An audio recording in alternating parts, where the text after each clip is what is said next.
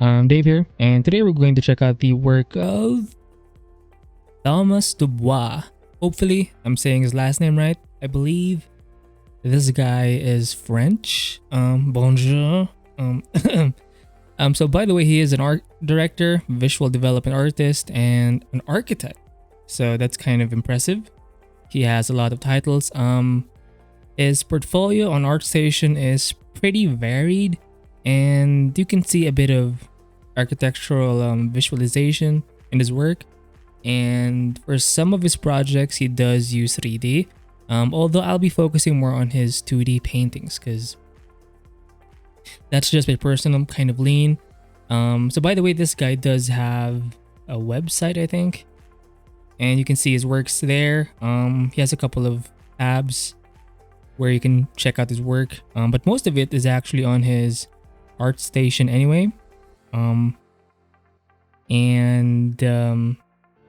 Yeah, he does have a couple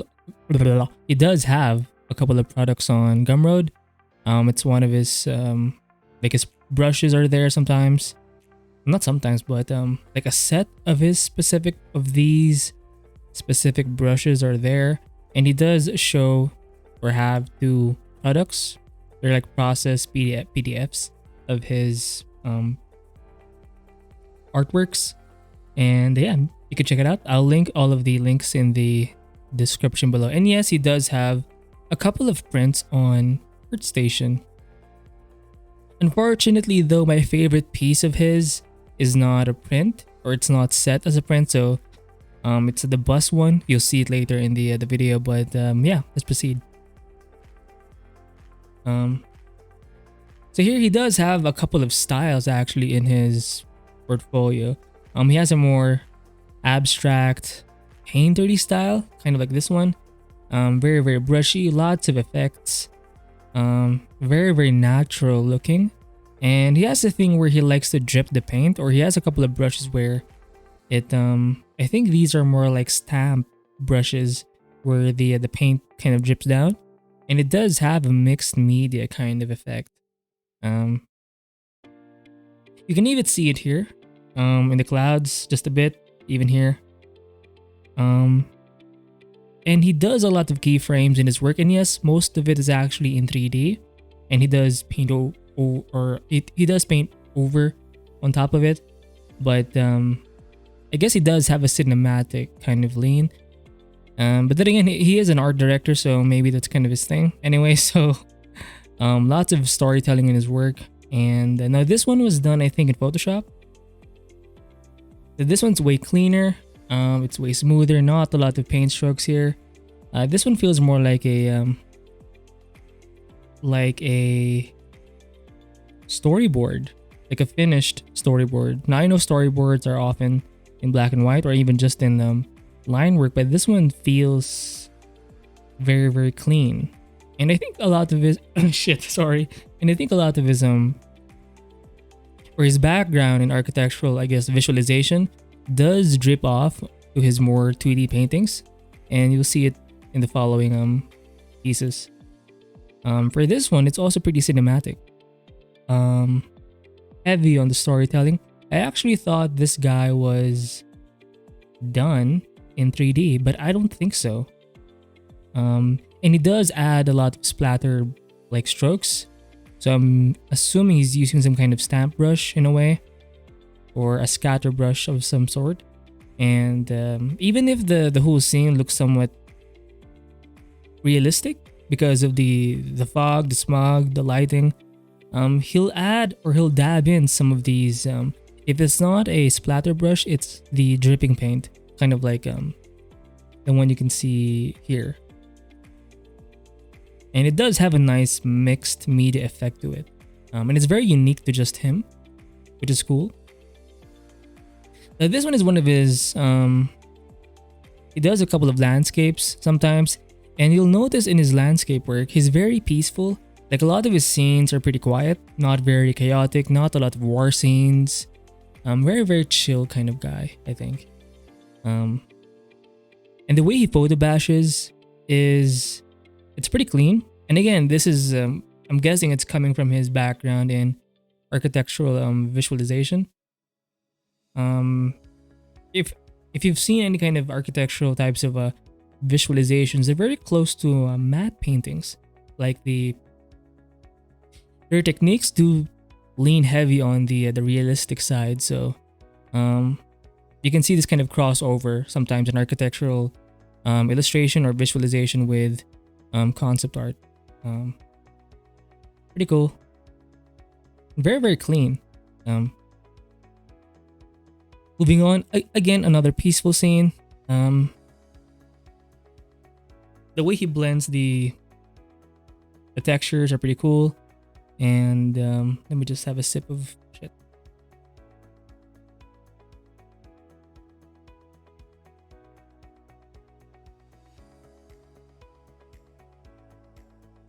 Sorry about that. I'm back.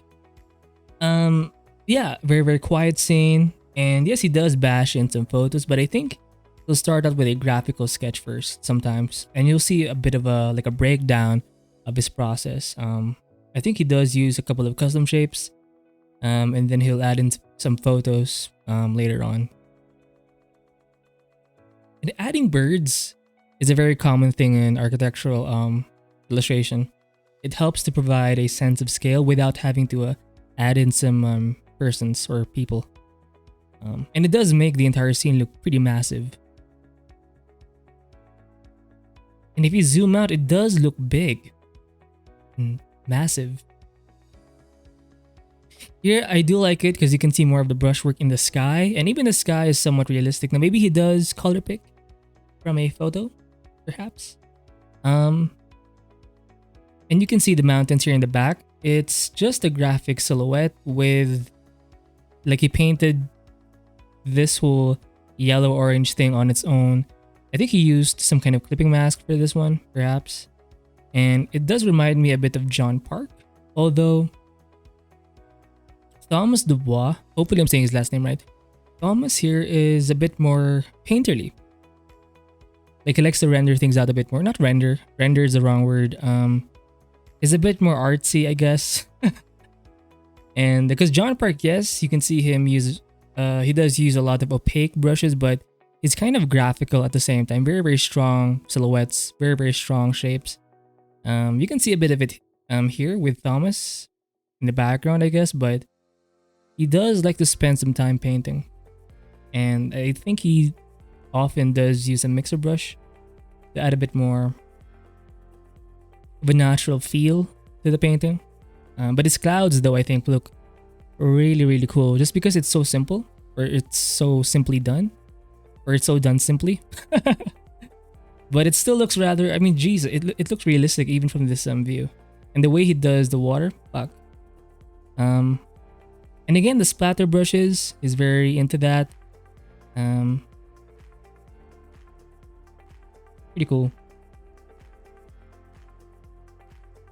This one's way cleaner compared to this one. This one's more oily, or it has that oil painting kind of vibe to it. Lots of texture here, like canvas types of textures. And notice how he doesn't even like paint the entire trees. Like, he just suggests them. So he does have that impressionistic side, which is kind of my thing. But this is a breakdown of his process, or one of his processes. This one does remind me a bit of Sparth. Lots of, I believe custom shapes were used here in Photoshop. Very, very graphical. And then he added in some photos, I think. And then he painted over those photos. Even in the end, it looks so realistic. The lighting. And even in this stage, the grayscale version, I guess it's because of the way he did the sky. That nice, soft, graded makes it look so real. And it's not as graphical. I mean, you can still see the shapes. It's pretty harsh. However, there are a lot of subtleties, I guess, in terms of values. And it does transfer to the final version of it. And you do lose the custom shapes. I think they're more like fillers, so maybe he had to like add in a photo and then paint over that photo, I'm guessing. Moving on. Oh, here we have the full version. Oh, this guy is big. So I suggest you do check out his ArtStation, and yeah, zoom in. So I think he did bash in this photo and he obviously painted over it. So most of the lighting was pretty much done in this phase, in the black and white grayscale phase, and then everything else was just to add a bit more texture and color, obviously. I think this is some kind of halftone texture, I'm guessing. But yeah, it's so well blended, and it works. It's not as clean as his architectural visualization stuff, but I guess it does transfer well. He does often, like once he leaves the architectural side, he tends to go more artsy, and it's nice seeing that variation of styles in one artist's portfolio. Also, here we have an architectural visualization. I actually thought this was done in 3D, but I think he bashed it. I think we do have a video of this guy. He does have a YouTube channel, but he doesn't have a lot of videos. I will still link it in the description below. So we'll just see his process for this specific piece. The island rings breakdown. So he did a couple of sketches, very, very rough sketches, but the colors were pretty much there. I think he just painted them and then bashed in a lot of photos. And it's so clean.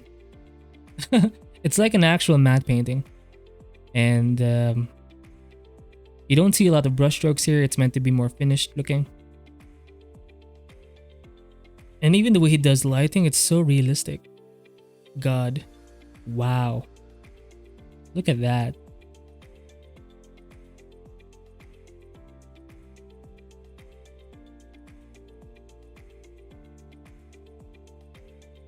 This one, there is no breakdown, so it's pretty much this photo.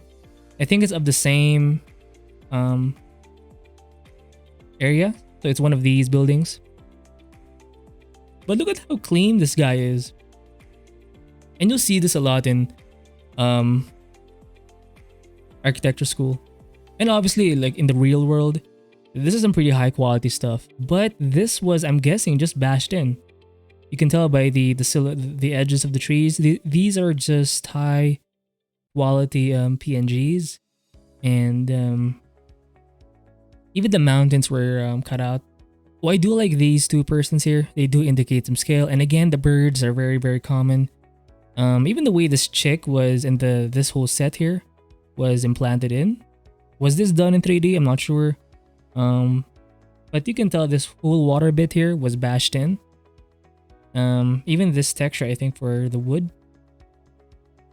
Very, very realistic. And I think this kind of vision or aesthetic or experience does transfer a lot to his more painterly stuff. Oh shit, I think I'm too zoomed in. Here we have another natural landscape. It's still somewhat clean. Very, very painterly though, kind of like this guy and this guy. Or shit. This guy. I think he has a thing for sunsets. But he does get more brushy as you go further back, even in the foreground. Yes, he does bash in some photos or some bits of texture. But he does take over the painting eventually. Even the way the water was done here, like the river. The reflections were just suggested, painted in. He could have just copied it, but it kind of takes away from the artsy, painterly kind of feel. Even the way he did the grass here in the foreground, very, very like back and forth brushstrokes. And again, it's just suggested. It's not like a photo. So that's pretty cool. And again, the sunsets, some canvasy types of textures. Yeah. It does have a couple of babes. They're more, again, artsy. And here you go. It's that splatter mixed in with that drooping brush where it kind of falls down. No shit. Yeah, very very impressionistic. It's very artsy. This way. So there's this kind of complementary thing going on here. There's a red and there's a green. So, and she's not that defined. She's more of a silhouette, and even the hands are not even that defined. I guess the main focus is actually more of the chair, or maybe the couch kind of hooks you in, and then makes you see the second contrast, and that would be this silhouette and implanted with this lighter green background. So pretty cool, very very brushy. I do like it. Pretty cool.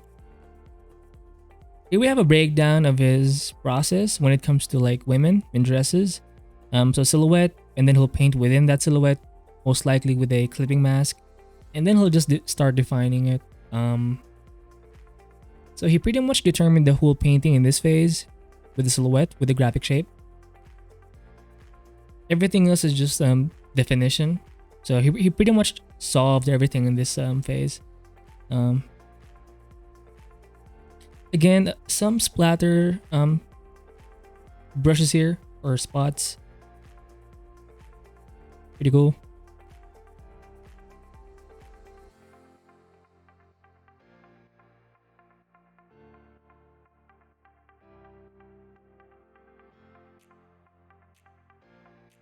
Now here we have the full version. He did add a bit of blue, high contrast here in the back, upper back. And you'll see a lot of this kind of chaotic kind of painting in his work, where he kind of like, he likes to spread out the paint, I guess, like smudge it, where he likes to give that kind of a fade out effect, not with a soft brush, but with a very textured brush. And again, lots of splatter. That's kind of his thing. I don't see a lot of drooling though, or this kind of thing, but it's pretty common in his work. But for this piece, it's not there. The splatter though is very very obvious. But yeah, you can see that here though. That's falling kind of paint. It does have a mixed media kind of effect. It does make it look slightly flat, like this thing is more of a scan, but it's not that obvious for this one. Like I think this blue splatter thing is kind of on its own layer. You can see it even in the buildings, especially in this part, the orange paint kind of falling down. I'm not sure if this is a brush or if he does it himself. It's hard to say, but I do like it. Even a bit of that is seen in this building, and it makes it so his. I actually don't know of any artist that does this like in digital form, so that's kind of, or this is kind of just unique to him. In terms of color, the only thing that's kind of really bright is the orange part, I guess. He likes to add quite a few vibrant colors in his work. There's usually this one main color that kind of really hooks you in, kind of like the reds here, or the pink red for this one. And again, more of that drooping blood. In this case, it's more of a murder scene, but lots of splatter brushes here. It could be some kind of custom shape, or maybe it's just a typical brush. The way he painted the background, not a lot of texture. It's almost flat, kind of like an editorial illustration. You can see more of that painterly splatter stuff pretty much everywhere in this wall. So a massacre essentially. And he does have a thing for Japanese babes. You'll see more of that in his portfolio, but yeah, pretty cool. Oh, I think I found this one first. I think this one was recommended in the ArtStation homepage or community tab thingy, and it's so artsy. It's like an oil painting, but it's not, because it's not, you can tell. But it does have that vibe. It does. I'm reminded of District 9, like this whole spaceship thing. It has the same vibes. And again, sunsets. He loves his sunsets. I don't see a lot of drooping paint. I do see a lot of watercolor-esques, like coffee splatter kind of stuff here. And yes, he does not. He doesn't necessarily use a soft brush. He's using some kind of maybe he does, but it's some kind of smog slash texture brush. So he's not exactly trying to be clean here. But yeah, very very cool. And again, that accent orange color is pretty strong. Oh, and here we have an Evangelion fan art. Amazing. So this guy is obviously cultured, like most of us in the community. And you can see a bit of halftone brushes being used here. I think he did add a bit of lens correction or that kind of RGB kind of shift, just a bit. And again, accent color, it's more blue, but the orange part does add that nice touch. Now obviously the original color is, I think, green or violet and green. Ava 1. The design is of that nature, but he did make this guy blue, like cyan blue, and he made the accent color kind of orange. And I think I did see this halftone texture somewhere in the landscape one. Somewhere. Shit. Sorry. I think somewhere here. Just a bit. It's very very faint. I think he did use it for this guy. It's hard to say, but yeah. Let's go back. Fuck. And this guy does remind me a bit of a Flaptraps art or Richard Anderson. Very very graphical in nature. I like it. This one's more of his. It's kind of a mix of a graphical kind of look and a painterly kind of mixed media look. And you can see that splatter effect in this area. And you can see that drooping kind of effect a lot in his work.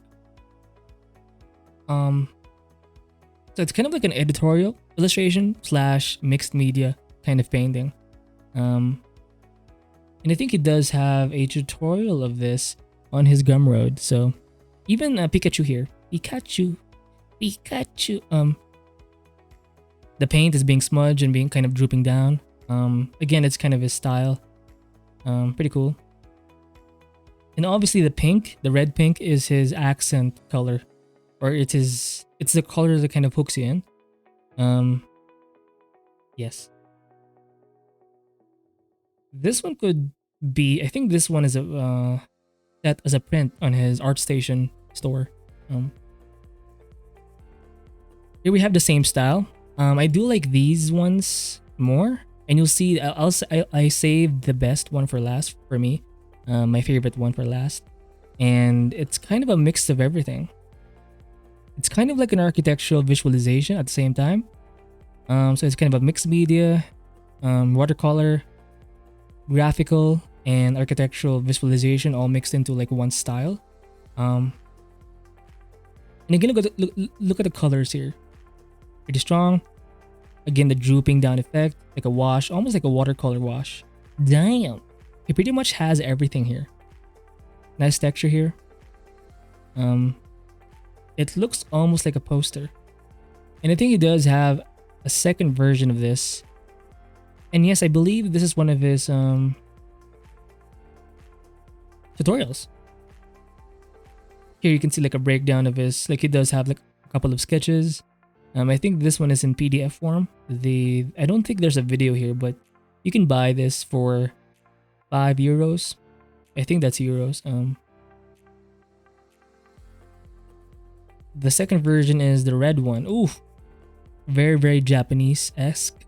Again, he's pretty much into Japanese culture, as you can see with the, if I may, the Evangelion. Kawaii. Anyway, nice poster, nice version. Again, more splatter brushes here, high contrast, lots of drooping down paint. That's his thing, his style, I guess. And again, very, very unique to just him. Here we have a rendering of a plain area. Pretty cool. The accent color here, or the main color that kind of hooks you in, is this kind of orange thingy for hue. And again, the splatter brushes are kind of distorted to fit the floor. I think he paints it on its own layer, and then he'll distort it to meet the edges of this kind of, it's not a platform, it's the floor essentially. And again, the drooping down paint on its own layer, it's set on some kind of blending mode, and it looks so good mixed in with this orange part of this plane. Damn. And I think this one is mostly painted, but it has that bit of realisticness or realism to it. It's so nice to look at. Jeez, even the way the lighting parts were done here, I think this was a photo and then he painted on top of it, but that's just my guess. But look at this whole scene. Perfect. Even the reflections here, like the puddle of water. Damn. And we're saving the best for last. And this guy, and this guy, they both have, like, this is more of his, I would put them all in the same category of a style. They're more graphical. They're pretty much a mix of everything. And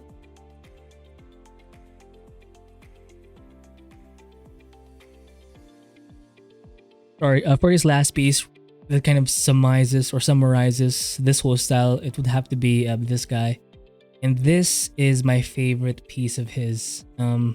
Out of all his paintings, like, this speaks to me the most. I mean, look at the bus. It's so graphical in nature.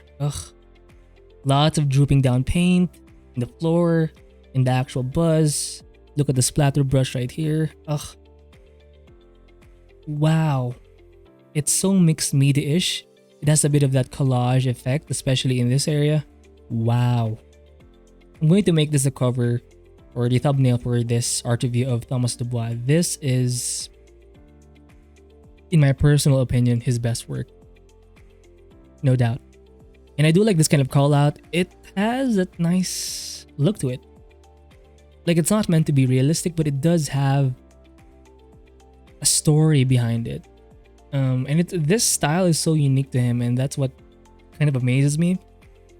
Because in ArtStation, there's always this, there's like a set of styles, and it's hard to be unique because a lot of what you do is pretty much already established. So being able to find your own voice is, I think, something we're all trying to strive for. And I think Thomas Dubois, or Thomas here is a perfect example of what you can achieve if you mix a couple of different styles together. You get something so magnifique. Oh, is that French? Fuck. So I think I'm going to end the video here. Let me just yeah, so this is his best piece, and I did download. I usually download like a lot of paintings and shit from my favorite artist, and this one's pretty cool. It's the visualization part, but I think a lot of his skills here were pretty much implanted on this guy. Obviously, along with this more painterly oil painting stuff, you can get something like this eventually in the end. So that's it for this art review of Thomas Dubois. I do recommend you follow him on ArtStation. Check out his Gumroad products, and you can subscribe to his YouTube channel. He doesn't have a lot of videos, but and yeah, check out his website as well. And if you're trying to go for a mixed media, abstract, graphical kind of style, I do recommend you check out Thomas Dubois. And yes, he does have a couple of styles, but this guy would have to be my favorite on this bus scene. So hopefully you're inspired. Keep drawing, keep painting, keep learning, and stay free.